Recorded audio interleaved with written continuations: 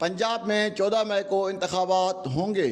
Senior सहाफ़ी अंसार अब्बासी अपने कालम में लिखते हैं, सुप्रीम कोर्ट ने पंजाब में 14 मई को इलेक्शन कराने का फैसला सुनाया है, लेकिन सवाल बदस्तूर वही है कि आया इंतखाबात ऐलानिया तारीख पर होंगे। फैसला सुनाने वाले 3 रुकनी बेंच की तश्कील पर शदीद तनाज़ा के दौरान फैसला सुनाते हुए सुप्रीम कोर्ट ने 3 अहम स्टेक होल्डर्स हुक्मरान PDM इत्तेहाद, इलेक्शन कमीशन ऑफ पाकिस्तान और सुप्रीम कोर्ट के जजेस को नाराज कर दिया है।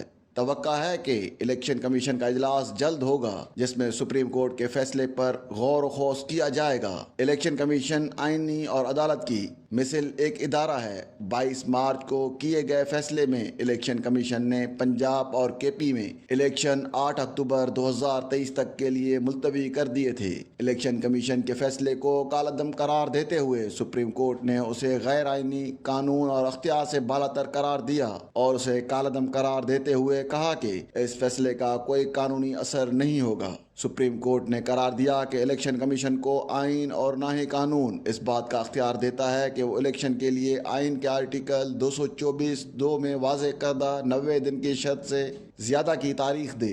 राब्ता करने पर इलेक्शन कमीशन के ज़राए ने बताया कि जैसे ही कमीशन का इजलास होगा ये मामला पेश किया जाएगा। इन ज़राए का कहना है कि कमीशन फैसला करेगा कि सुप्रीम कोर्ट के फैसले की रोशनी में इसके पास क्या ऑप्शंस हैं। एक जरिए का कहना था कि कमीशन चाहे तो सुप्रीम कोर्ट के फैसले पर अमल करे या अपने फैसले को सुप्रीम कोर्ट की जानिब से गैर आईनी करार देने पर इसके खिलाफ नजरसानी पटिशन दायर करे। इन्होंने इस बात की निशानदेही की कि आइन के तहत सुप्रीम कोर्ट किस तरह पंजाब में इलेक्शन की तारीख 14 मई और इंतखाबी शेड्यूल का ऐलान कर सकती है, क्योंकि ये काम आइन के मुताबिक इलेक्शन कमीशन का है। जरिए ने कहा कि पंजाब के लिए इलेक्शन की तारीख का ऐलान कर दिया गया है, जबकि KP का मामला छोड़ दिया गया है। कहा जाता है कि पंजाब में इलेक्शन में ताखीर की एक बड़ी वजह यह भी थी कि सिक्योरिटी एहलकारों की मतलूबा तादाद दस्तयाब नहीं। जरिए का कहना था कि पंजाब हुकूमत ने कमीशन को बताया था कि इसके पास 3.5 लाख एहलकारों की कमी है और मौजूदा हालात में वो एक पोलिंग स्टेशन पर बमुश्किल एक पुलिस वाला ही तैनात कर सकते हैं। इस तरह के हालात में कमीशन पोलिंग स्टेशन की हिफाजत कैसे कर सकता है।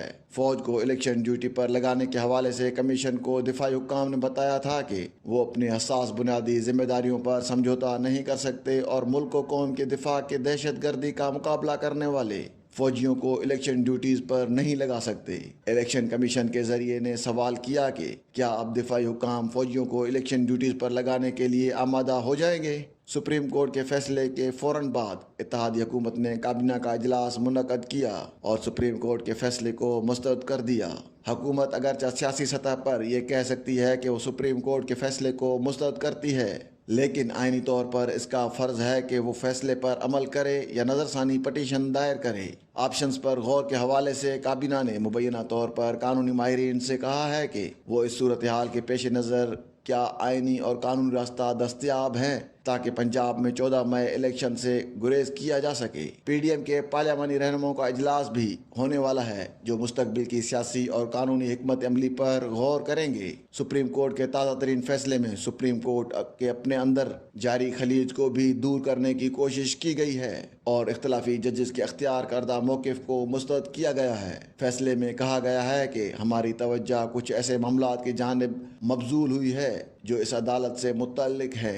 SMC 1/2023 और CP नंबर 1 और 2/2023 और उनकी समाअत हुई और 1 मार्च 2023 को 5 रुकनी बेंच ने अक्सरियती 3-2 justice उमरता Bandial, justice Munib Akhtar, justice Mohammad Ali मजहर इख्तलाफ में जस्टिस मंसूर अली शाह और जमाल खान मंदोखेल का फैसला सुनाया।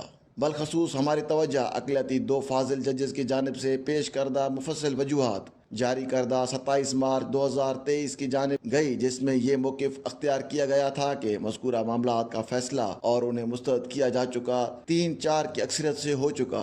मौदबाना अंदाज से हम ये कहते हैं कि अक़लियत में फाजिल जज साहिबान ने जो मौक़िफ़ अख्तियार किया है वो गलत है और कानून की रूह से पायदार नहीं। हमारी तवज्जो 29 मार्च 2023 को सुनाए गए फैसले पर भी गई, जो SMC 4/2022 में है, जो 3 रुकनी बेंच की जानिब से अक्सरियती 2-1 जस्टिस काजी फायज ईसा और जस्टिस अमीनुद्दीन खान, जबकि इख्तलाफ में जस्टिस शाहिद वहीद फैसला था।